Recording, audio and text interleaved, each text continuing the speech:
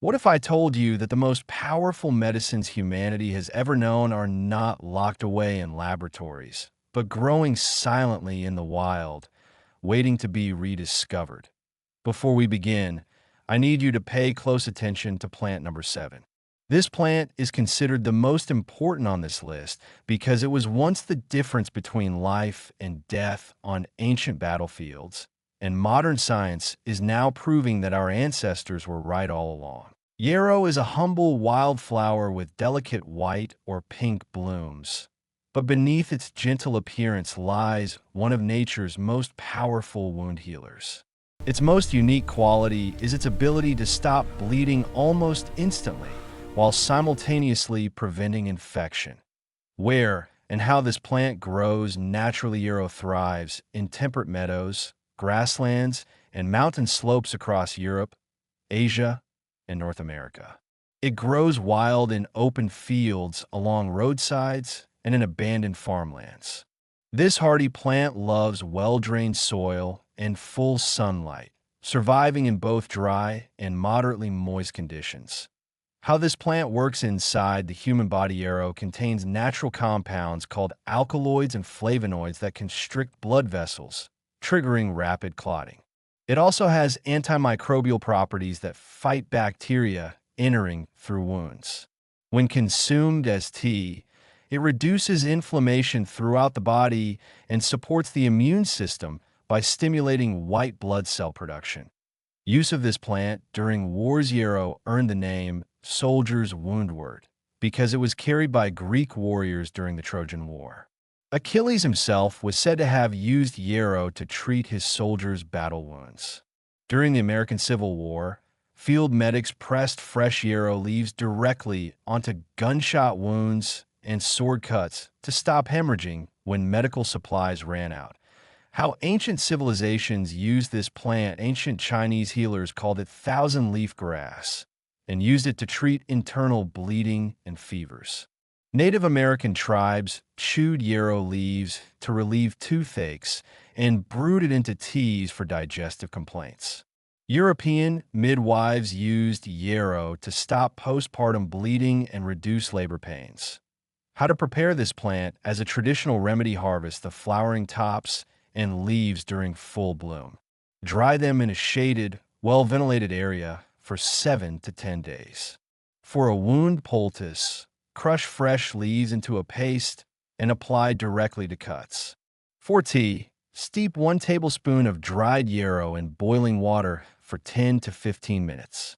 Strain and drink up to 3 times daily. Diseases and conditions. This plant was traditionally used for external and internal bleeding, infected wounds, fever reduction, digestive inflammation, menstrual cramps, cold and flu symptoms, high blood pressure, skin rashes, and burns. Countries where this plant is most common. Yarrow grows abundantly in the United Kingdom, Germany, Russia, China, and throughout North America. In rural German villages, elderly women still harvest wild yarrow each summer to make healing salves. Turkish herbal markets sell dried yarrow alongside other medicinal herbs. How long this plant has been used. Yarrow has been used medicinally for over 3,000 years. Archaeological evidence shows Neanderthals used yarrow as medicine 60,000 years ago, making it one of humanity's oldest known remedies. Modern-day uses of this plant today. Yarrow appears in herbal wound sprays, anti-inflammatory creams, and digestive supplements. Essential oil companies distill yarrow for aromatherapy products targeting anxiety and skin conditions. Herbalists still recommend yarrow tea for fever and immune support. How you can grow this plant at home. Yarrow is extremely easy to grow in pots or garden beds. Plant seeds or divisions in spring in well-drained soil with full sun exposure. Water moderately. Yarrow is drought-tolerant once established. It requires minimal maintenance and will return year after year, providing a constant supply of natural medicine at your doorstep. Comfrey is known as Knitbone because of its extraordinary ability to heal broken bones, torn muscles, and deep tissue injuries faster than any other known plant. Its most powerful quality is a compound called allantoin, which accelerates cell regeneration. Where and how this plant grows naturally comfort flourishes in damp meadows, riverbanks, and shaded woodland edges across Europe and Asia. It prefers rich, moist soil and partial shade. The plant develops deep taproots that can reach down 10 feet, drawing up minerals from deep within the earth. How this plant works inside the human body, allantoin penetrates deep into tissue, stimulating the production of new cells and accelerating the healing of bones, cartilage, and connective tissue. When applied externally, it reduces inflammation and promotes the growth of new skin over wounds. The plant also contains rosmarinic acid, which has powerful anti-inflammatory effects. Use of this plant during wars. Medieval battlefield surgeons used comfrey poultices to set broken bones and heal soldiers' fractures during the Hundred Years' War. Roman legionnaires carried dried comfrey root on long campaigns, mixing it with water to create emergency bone-setting paste when soldiers suffered breaks during combat. How ancient civilizations used this plant. Ancient Greek physicians prescribed comfrey for healing fractures and sprains.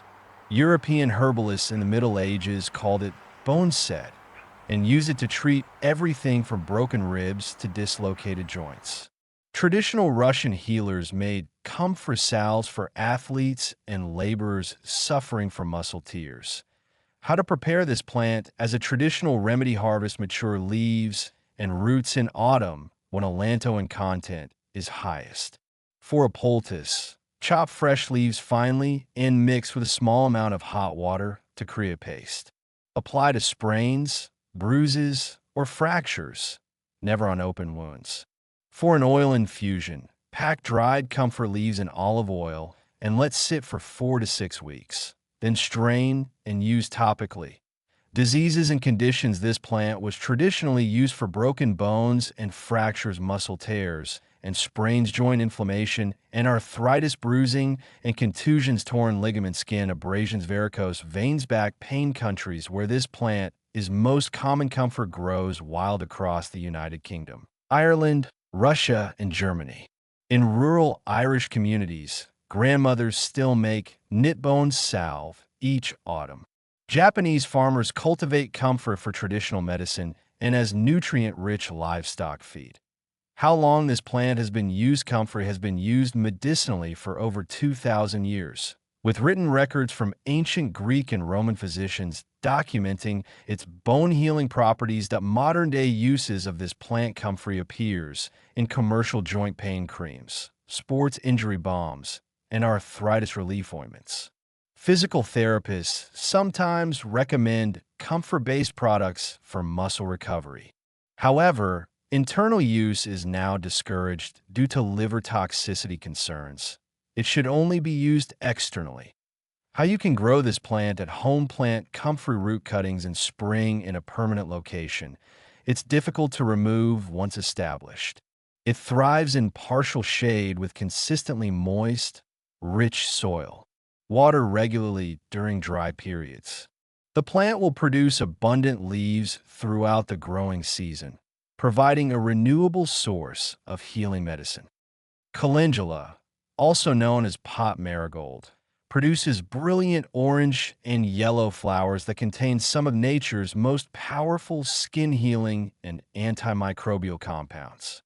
Its most unique quality is its ability to heal wounds without leaving scars. Where and how this plant grows naturally: Calendula grows wild in Mediterranean regions, across southern Europe, and in temperate zones worldwide. It thrives in sunny gardens, fields, and along roadside ditches. The plant prefers well-drained soil and full sun, but is remarkably adaptable to various conditions. How this plant works inside the human body: Calendula contains triterpenoids and flavonoids that reduce inflammation and stimulate collagen production. When applied to wounds, it increases blood flow to damaged tissue, speeds up epithelialization, new skin growth, and prevents infection through its antimicrobial properties.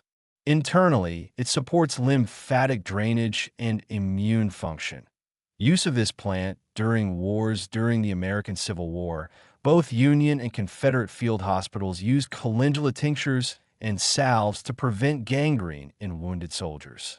World War I medics applied calendula compresses to shrapnel wounds and burns when antiseptics were unavailable. How ancient civilizations used this plant. Ancient Egyptians valued calendula as a rejuvenating herb and used it in beauty treatments for nobility. Roman healers treated scorpion stings and venomous bites with calendula poultices. Medieval European monasteries cultivated calendula gardens specifically for treating sword wounds and infected sores. How to prepare this plant as a traditional remedy: harvest fully open flowers on a dry morning after dew has evaporated. Dry flowers in a single layer away from direct sunlight for 5 to 7 days. For healing oil, pack dried petals into a jar, cover with olive or almond oil, seal, and leave in a warm place for 3 to 4 weeks, shaking daily. Strain and use on cuts, burns, and skin irritations. For tea, steep fresh or dried petals in hot water for 10 minutes. Diseases and conditions: this plant was traditionally used for cuts, scrapes, and wounds, burns, and scalds, eczema, and dermatitis, fungal infections, inflamed lymph nodes, mouth ulcers, digestive inflammation, menstrual irregularities. Countries where this plant is most common: calendula grows abundantly in Italy, Greece, Spain, India, and throughout Central Europe. In rural Poland, calendula salve making is still passed down through generations.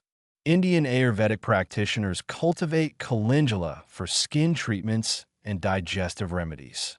How long this plant has been used? Calendula has been used medicinally for over 3,000 years, with ancient Sanskrit texts and Greek medical writings documenting its healing powers. Modern-day uses of this plant. Calendula is a mainstream ingredient in baby diaper rash creams, burn ointments, and anti-aging skincare products. Dentists use calendula mouthwashes for gum disease. Natural medicine practitioners prescribe calendula tinctures for lymphatic support and wound healing. How you can grow this plant at home: sow calendula seeds directly in garden soil or pots after the last frost. It grows quickly in full sun with regular watering. Deadhead spent flowers to encourage continuous blooming. Calendula self-seeds readily, returning year after year and providing an endless supply of healing flowers. Arnica is a mountain flower with bright yellow blooms that holds the key to treating trauma, bruising, and muscle pain. Its most powerful quality is its ability to reduce swelling and inflammation so effectively that it was once called the mountain healer's gold. Where and how this plant grows: naturally, Arnica grows in high-altitude meadows and mountain slopes across the Alps, Pyrenees, and Rocky Mountains. It thrives in acidic, nutrient-poor soil at elevations between 4,000 and 10,000 feet. The plant requires cool temperatures and full sunlight. How this plant works inside the human body: Arnica contains helonolin and other sesquiterpene lactones that inhibit inflammation pathways and reduce pain signaling. When applied topically, these compounds penetrate deep into bruised tissue, dispersing trapped blood and fluid while reducing swelling. It stimulates white blood cell activity at injury sites, speeding recovery. Use of this plant during wars: Alpine soldiers during various European conflicts carried Arnica tinctures to treat battlefield bruises, concussions, and blunt trauma injuries. Mountain infantry units in World War I used Arnica for treating injuries from falls in treacherous terrain where conventional medical supplies couldn't reach. How ancient civilizations used this plant: German mountain folk have used Arnica for over 500 years, calling it Bergwolverlei, mountain well-being. Swiss shepherds applied Arnica to sprains and bruises from harsh mountain work. Native American tribes in the Rockies used local Arnica species for treating arrow wounds and hunting injuries. How to prepare this plant as a traditional remedy: harvest arnica flowers when fully open on a dry day. Dry completely in a shaded area for 1 week. For a tincture, fill a jar with dried flowers. Cover with high-proof alcohol, seal, and store in a dark place for 4 to 6 weeks, shaking weekly. Strain and dilute with water before applying to unbroken skin only. Never apply to open wounds or consume internally. Arnica is toxic when ingested. Diseases and conditions: this plant was traditionally used for bruises and contusions, muscle soreness and sprains, and joint pain, swelling from injuries, arthritis, inflammation, post-surgical recovery, sports injury, shock, and trauma. Emotional and physical. Countries where this plant is most common: arnica grows wild in Switzerland, Austria, Germany, France, and the western United States. German pharmacies stock arnica preparations as standard first aid remedies. Swiss mountain guides still carry arnica tincture on alpine expeditions. How long this plant has been used: arnica has been documented in European herbal medicine for over 500 years, though mountain communities likely used it long before written records. Modern-day uses of this plant: arnica is found in sports injury creams, post-operative bruising gels, and homeopathic remedies. Professional athletes use arnica for muscle recovery. Plastic surgeons recommend arnica tablets and creams to patients before and after procedures to minimize bruising. How you can grow this plant at home: growing arnica at home is challenging due to its specific altitude and climate requirements, but it's possible in rock gardens with acidic soil and excellent drainage. Plant seeds or divisions in early spring and full sun. Keep soil moist, but never waterlogged. Arnica requires patience, but rewards dedicated growers with powerful medicine. Elderberry produces clusters of deep purple berries that contain one of nature's most potent antiviral compounds. Its most unique quality is its ability to stop viral infections in their tracks by preventing viruses from entering human cells. Where and how this plant grows naturally: elder trees and shrubs grow along forest edges, riverbanks, and hedgerows throughout Europe, North America, and parts of Asia. They prefer moist, nitrogen-rich soil and partial shade, but adapt to various conditions. The plants can reach 20 to 30 feet tall. How this plant works inside the human body: elderberries contain high concentrations of anthocyanins and flavonoids that bind to viral proteins, preventing viruses from attaching to and entering cells. They also stimulate cytokine production, enhancing immune response. The berries boost the production of infection-fighting white blood cells and reduce inflammation in respiratory passages. Use of this plant during wars, during medieval plagues and epidemics. Elderberry syrup was distributed to villagers to prevent and treat illness when quarantines failed. Military camps during the Napoleonic Wars used elderberry wine to prevent the spread of respiratory infections among troops in close quarters. How ancient civilizations used this plant: ancient Egyptians used elderberry extract to heal burns and improve complexion. Hippocrates called the elder tree his medicine chest because of its versatility. Celtic druids considered elders sacred and used it to treat everything from colds to wounds. Native Americans used elderberry for immune support during harsh winters. How to prepare this plant as a traditional remedy: harvest ripe, dark purple berry clusters in late summer or early autumn. Remove berries from stems. Stems are toxic. For syrup, simmer 1 cup of fresh or dry berries in 2 cups of water for 30 to 45 minutes, mashing berries. Strain, add 1 cup of honey while warm, and store in the refrigerator. Take 1 tablespoon daily during cold season or every 3 to 4 hours when sick. Never eat raw elderberries. They must be cooked to eliminate toxic compounds. Diseases and conditions. This plant was traditionally used for influenza and common colds, viral respiratory infections, fever reduction, sinus infections, immune system weakness, inflammation, constipation, joint pain, and arthritis. Countries where this plant is most common: elderberry grows wild across the United Kingdom, Germany, Poland, Russia, and North America. In rural Austrian villages, elderberry syrup making is an autumn tradition. Eastern European grandmothers still prepare elderberry remedies passed down through centuries. How long this plant has been used? Elderberry has been used medicinally for over 2,500 years, with ancient Greek and Roman texts documenting its healing properties. The modern-day uses of this plant, elderberry, is now a mainstream cold and flu remedy sold in pharmacies worldwide. Scientific studies confirm its antiviral effects against influenza strains. Elderberry supplements, syrups, and lozenges are billion-dollar industries. Hospitals have even studied elderberry's potential against serious viral infections. How you can grow this plant at home: plant elderberry bushes in early spring in a sunny location with moist, well-drained soil. Space plants 6 to 10 feet apart. Water regularly during the first year. Elder requires minimal care once established and produces abundant berries within 2 to 3 years, providing your family with powerful antiviral medicine for decades. Burdock is a large-leaf plant with spiky seed heads that was once called nature's blood purifier. Its most powerful quality is its ability to cleanse the blood, remove toxins from the body, and support liver function unlike any other plant.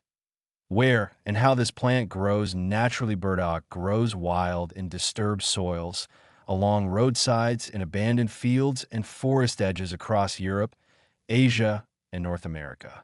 It thrives in rich, deep soil where its taproot can extend 3 feet underground. The plant prefers partial shade, but tolerates full sun. How this plant works inside the human body: burdock root contains inulin and polyacetylenes that stimulate liver detoxification and kidney function, helping the body eliminate metabolic waste and environmental toxins. Its antibacterial compounds fight systemic infections. The plant's diuretic properties flush toxins through increased urination, while its antioxidants protect cells from damage. Use of this plant: during wars, medieval army physicians used burdock to treat blood poisoning from infected wounds. Traditional Chinese military healers brewed burdock tea to help soldiers recover from poisoned arrows and contaminated water sources during long campaigns. How ancient civilizations used this plant: traditional Chinese medicine has used burdock root for over 3,000 years to clear heat and remove toxins from the blood. Native Americans used burdock to treat kidney problems and purify blood after illness. European herbalists prescribed burdock for skin diseases believed to be caused by bad blood. How to prepare this plant as a traditional remedy: harvest first-year burdock roots in autumn before the plant flowers. Second-year roots become woody. Scrub roots thoroughly and slice thinly. For tea, simmer 2 tablespoons of fresh or dried root in 3 cups of water for 20 to 30 minutes. Strain and drink 2 to 3 cups daily. Roots can also be eaten like vegetables. Peel, slice, and stir-fry or add to soups. Diseases and conditions: this plant was traditionally used for blood impurities and toxicity: liver, congestion, kidney problems, skin conditions, acne, eczema, psoriasis, lymphatic congestion, digestive issues, arthritis, and gout, chronic infections. Countries where this plant is most common: burdock grows throughout Japan, where it's called gobo, China, Korea, the United Kingdom, and across North America. In Japan, burdock root is a culinary staple in medicine. Korean traditional medicine still prescribes burdock for detoxification. How long this plant has been used: burdock has been used medicinally for over 3,000 years in Chinese medicine and at least 1,000 years in European traditions. Modern-day uses of this plant burdock appears in detox supplements, skin-clearing formulas, and blood-purifying teas. Health food stores sell burdock root capsules and tinctures. Herbalists recommend it for chronic skin conditions and toxic overload from modern environmental exposure. How you can grow this plant at home: sow burdock seeds in deep, loose soil in spring. Plant in a dedicated area as burdock spreads readily. Ensure soil depth of at least 2 to 3 feet for optimal root development. Water consistently. Harvest roots in the first autumn for maximum medicinal potency and tender texture. Not to be confused with the banana-like fruit, plantain is a common weed with oval leaves that grows in lawns worldwide. Its most extraordinary quality is its ability to draw out poison, infection, and foreign objects from wounds. Where and how this plant grows naturally. Plantain thrives in disturbed soils, lawns, footpaths, and roadsides across every continent except Antarctica. It prefers compacted soil where other plants struggle, making it abundant near human activity. The plant tolerates both sun and shade and various soil types. How this plant works inside the human body: plantain contains allantoin, aucubin, and tannins that draw toxins and foreign materials out of tissue when applied to skin. It reduces inflammation, stops bleeding, and fights bacterial infections. When consumed, its mucilage soothes irritated digestive and respiratory tissues, while its antimicrobial compounds fight internal infections. Use of this plant: during wars, Native American warriors used plantain poultices to draw out arrowheads and bullets before modern surgery existed. During frontier conflicts, settlers applied chewed plantain leaves to gunshot wounds to prevent infection. Pioneer soldiers carried dried plantain for treating snake and insect bites in the field. How ancient civilizations used this plant: Anglo-Saxons considered plantain one of the 9 sacred herbs and used it for healing wounds and snake bites. Ancient Greeks used plantain to stop bleeding and treat ulcers. Cherokee healers called it white man's footprint because it grew wherever Europeans traveled, and they quickly adopted it for treating bee stings and spider bites. How to prepare this plant as a traditional remedy: harvest clean, fresh leaves from areas away from roads and chemical treatments. For a poultice, chew or crush leaves to release juices and apply directly to insect bites, stings, cuts, or splinters. Refresh every few hours. For tea, steep fresh or dried leaves in hot water for 10 to 15 minutes to soothe coughs and digestive inflammation. For a drawing salve, infuse dried leaves in coconut oil for 4 weeks, strain, and mix with beeswax. Diseases and conditions: this plant was traditionally used for insect bites and bee stings, poison ivy and plant rashes, infected wounds, and splinter snake and spider bites, bleeding, cuts, digestive inflammation, coughs, and bronchitis, urinary tract infections. Countries where this plant is most common: plantain grows literally everywhere humans live. Throughout Europe, North and South America, Asia, Africa, and Australia. In rural Appalachia, drawing poultices made from plantain are still common home remedies. European herbal practitioners continue prescribing plantain for respiratory and skin conditions. How long this plant has been used: plantain has been used medicinally for over 2,000 years in Europe and for centuries by indigenous peoples across the Americas. Modern-day uses of this plant: plantain appears in natural first aid salves, cough syrups, and digestive supplements. Herbalists consider it essential for bug-out bags and wilderness first aid. Natural parenting communities use plantain for treating children's everyday injuries without chemicals. How you can grow this plant at home: you probably already have plantain growing in your yard. If not, it establishes easily from seed scattered in spring. It requires no special care, tolerates foot traffic, and thrives on neglect. Identify and learn to recognize this free medicine growing right outside your door. Golden seal is a forest herb with distinctive lobed leaves and a bright yellow root that contains berberine, one of nature's most powerful natural antibiotics. Its most unique quality is its ability to fight bacteria, viruses, and parasites simultaneously. Where and how this plant grows naturally, golden seal grows in rich, shaded hardwood forests in the eastern United States and Canada. It requires moist, well-drained soil with heavy leaf litter and dappled shade. The plant is increasingly rare in the wild due to overharvesting. How this plant works inside the human body: berberine and hydrostein in golden seal activate immune cells, inhibit bacterial adhesion to mucous membranes, and kill pathogens directly. Golden seal stimulates white blood cell production and enhances the effectiveness of antibodies. It also reduces inflammation in mucous membranes and promotes tissue healing.